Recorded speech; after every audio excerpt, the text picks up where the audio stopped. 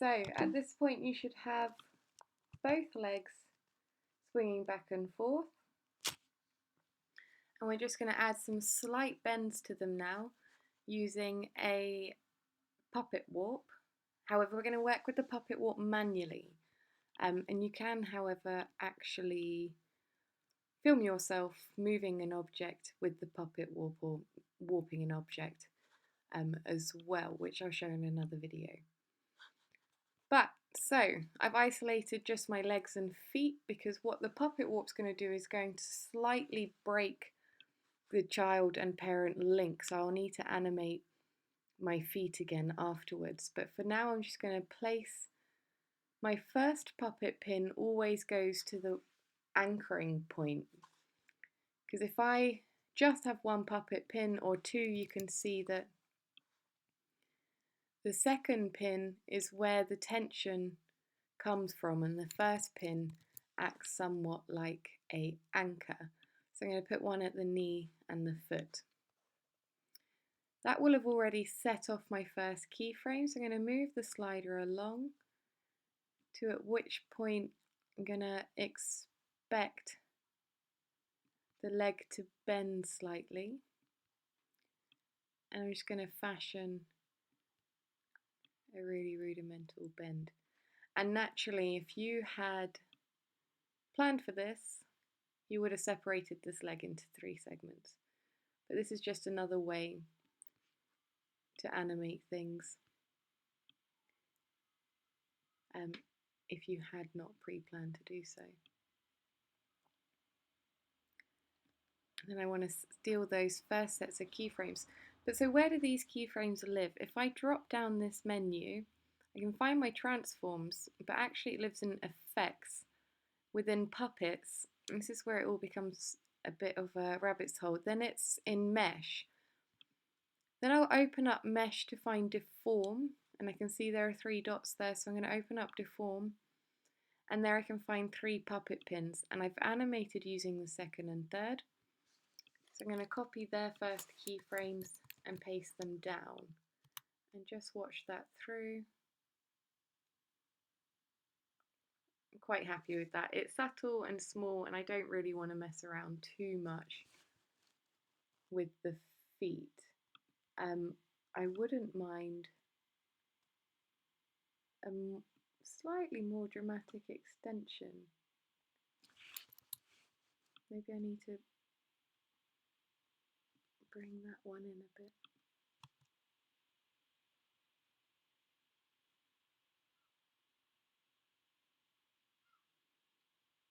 Nice. So I'm going to do that on, in fact, before I do that on the other leg, I'm just going to now animate the position of my foot to follow a little bit better since I made those changes. But luckily I'm relatively happy with these things being their own sort of organic things.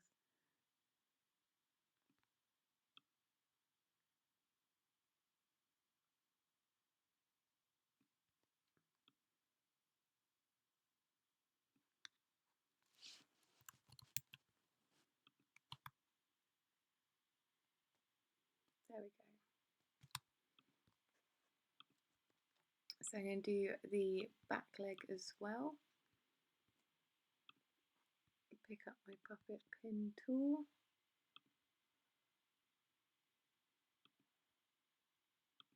And at this point we know it sort of already begins on a bend.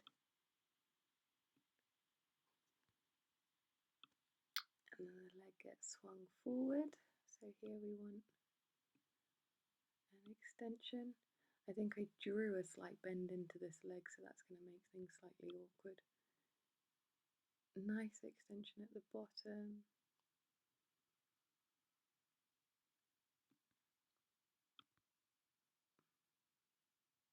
Maybe a slight bend begins.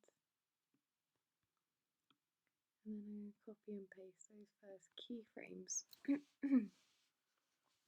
So back to finding where everything lives. Open up deform.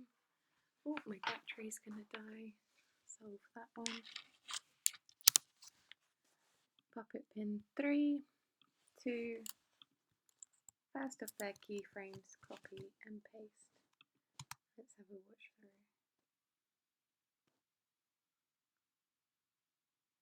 Great.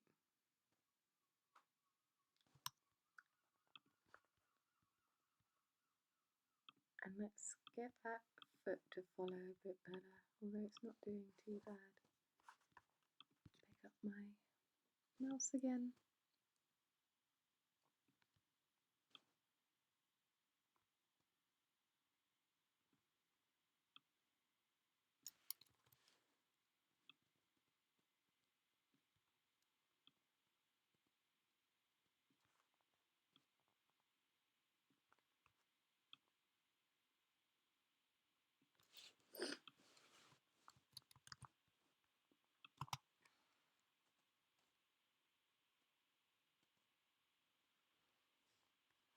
Great.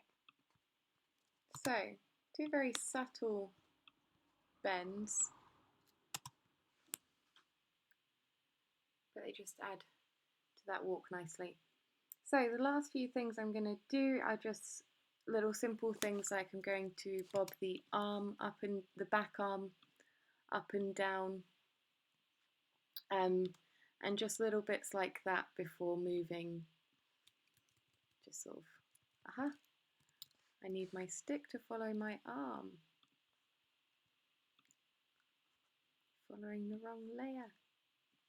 There we go. So I'm just going to bob the arm up and down, which will hopefully this time bob the stick up and down, and just very little things like that. That's going to make this animation a little bit more interesting. And then once I have finished those tiny features, I'm going to look at putting this composition nested back into this composition. So the next video will be that, where we'll look at looping. We're going to reshape the size of this composition, put it back into this main composition, loop this, and then we'll walk our character across the screen. Thanks, guys.